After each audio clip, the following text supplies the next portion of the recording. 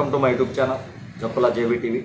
ఈ రోజున ఆంధ్రప్రదేశ్ రాష్ట్రంలో ఉన్నటువంటి రెండు పార్టీలు కార్యకర్తల్ని ఏ విధంగా నాశనం చేస్తున్నాయి, కార్యకర్తల్ని ఏ విధంగా ఫ్యాక్షనిజం వైపు ప్రోత్సహిస్తున్నాయి, రెండు పార్టీల కార్యకర్తల్ని ఏ విధంగా ఆర్థికంగా నష్టపోగొడుతున్నాయి అన్న దాని గురించి నేను ఈ వీడియో యొక్క సందేశం. ఎందుకంటే గత 10 సంవత్సరాల నుంచి రాజకీయాలు గమనిస్తున్నాం, రాజకీయ పార్టీల్ని గమనిస్తున్నాం. ఆంధ్రప్రదేశ్ రాష్ట్రంలో ఒక విచిత్రమైనటువంటి వాతావరణం నెలకొంది. ఈ రోజున నిన్న జగన్మోహన్ రెడ్డి గారి యొక్క పర్యటన మనం గమనించాం. సత్తెనపల్లి రెంటపాల దగ్గర తన పర్యటన చేయడం జరిగింది. అక్కడ ప్లకార్డులు ఏవైతే వైసీపీ శ్రేణులు ప్లకార్డులు ప్రదర్శించారో ఆ ప్లకార్డులు చూస్తుంటే బాధ అనిపిస్తుంది. అలానే అంతకుముందు పొదిలి ఎక్కడో పొగాకు సంబంధించినటువంటి రైతులు పరామర్శించడానికి వెళ్ళినప్పుడు టీడీపీ శ్రేణులు ఎవరైతే నల్ల బెలూన్లతోటి కార్యకర్తల దగ్గరికి కార్యక్రమం చేయడానికి వచ్చారో అది చూస్తే ఇంకొంచెం బాధ అనిపించింది. ఈ రెండు చోట్ల ఆ పార్టీ కార్యకర్తలు ఈ పార్టీ కార్యకర్తలు చూస్తే చాలా బాధ అనిపిస్తుంది. ఈ సంఘటనల వల్ల రాష్ట్రం ఎటుపోతుంది, అసలు రాష్ట్రంలో ఉన్నటువంటి పోలీసు వ్యవస్థ ఏం చేస్తుంది, పోలీసు వ్యవస్థ పని రాష్ట్రంలో శాంతి భద్రతలు కాపాడతారు.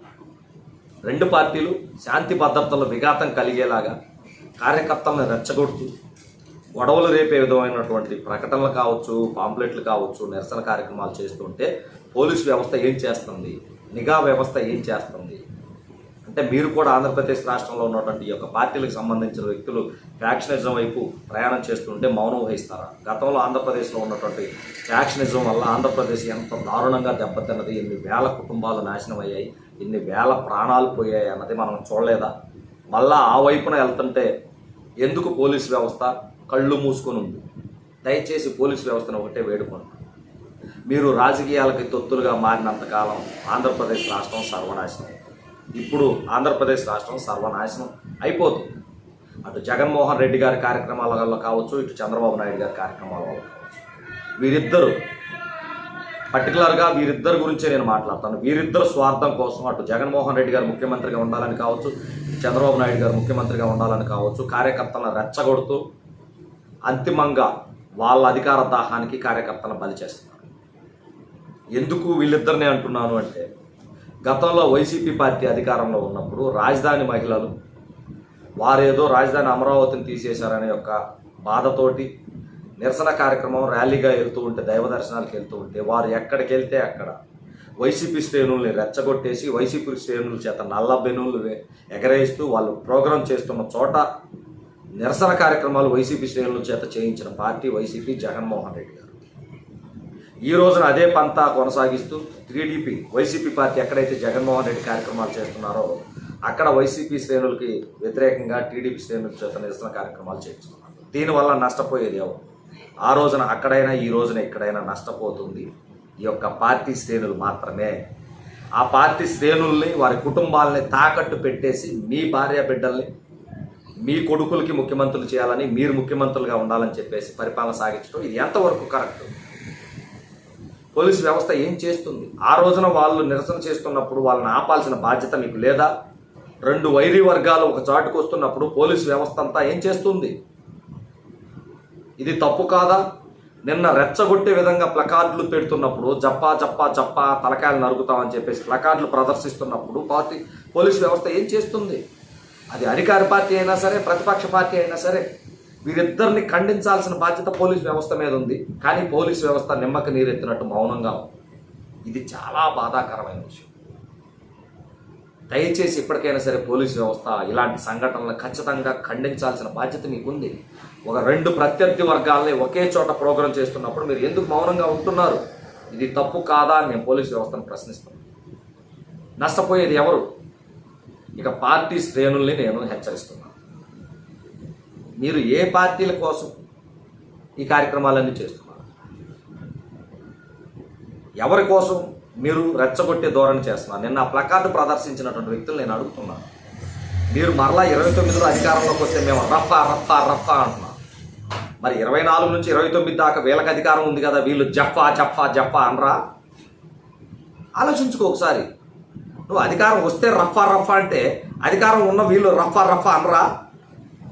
ఎందుకు రెచ్చగొడుతున్నారు? ఎవరిని రెచ్చగొడుతున్నారు? దానివల్ల ఎవరు నష్టపోతున్నారు? ఒక్కసారి ఆలోచన చేసుకోండి. ఇక నిరసన కార్యక్రమాలు చేసే వాళ్ళు కూడా అటు వైసీపీ వాళ్ళు ఆ రోజున రాజధాని అమరావతి రైతుల కోసం నిరసన కార్యక్రమాలు చేశారు. ఇప్పుడు మీకు అదే సెగ తగులుతుంది.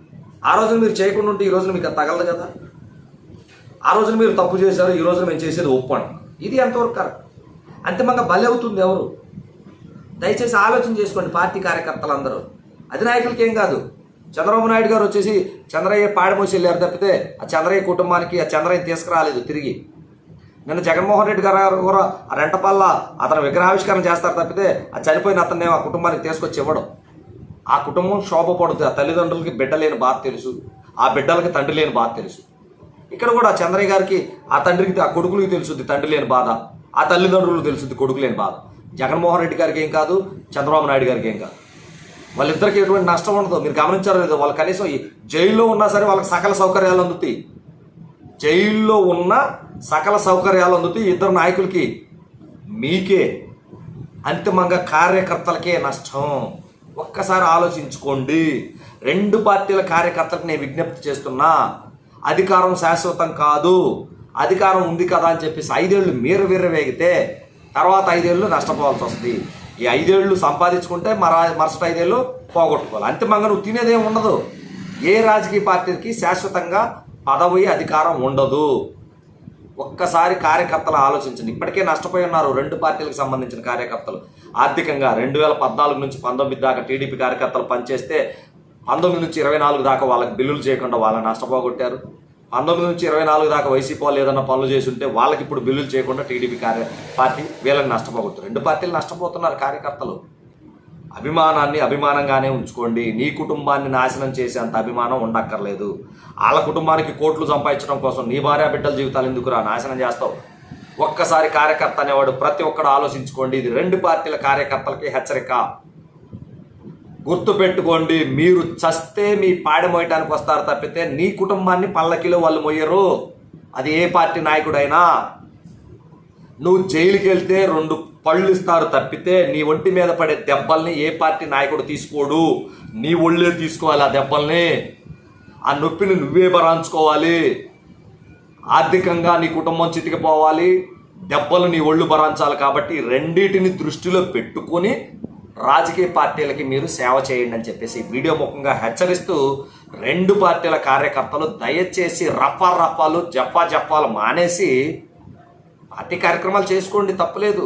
ఖచ్చితంగా మీ పార్టీ, మీ అభిమానం మీ ఇష్టం. పార్టీ కార్యక్రమాలకు ఎట్టి పరిస్థితుల్లో మిమ్మల్ని వద్దనే హక్కు ఎవరికి లేదు. నీ అభిమాన నాయకుడిని నువ్వు మోయాల్సిందే, మోసుకో. కానీ ఆ నాయకుడి కోసం నీ కుటుంబాన్ని నాశనం చేయొద్దు అన్నది నా వీడియో యొక్క సందేశం. రెండు పార్టీల నాయకులకి నేను ఇదే హెచ్చరిస్తున్నాను. కార్యకర్తలందరికీ చేతులు జోడించి వేడుకుంటున్నాను. ఎవరి కోసం రఫాలు జప్పాలు ఆడిస్తామని చెప్పేసి నీ భార్య బిడ్డల్ని నడి రోడ్డు మీద వేయొద్దని చెప్పేసి మనస్ఫూర్తిగా కోరుకుంటూ, నా వీడియో చూస్తున్న ప్రతి ఒక్కరూ నా యూట్యూబ్ ఛానల్ సబ్స్క్రైబ్ చేయండి. నా వీడియోలు మరింత మందికి చేరవేయండి. మెరుగైన సమాజాన్ని బాగు చేసుకోవడం కొరకు అందరం కలిసికట్టుగా నడవాలని కోరుకుంటూ, జై జవాన్, జై కిసాన్, జై హింద్.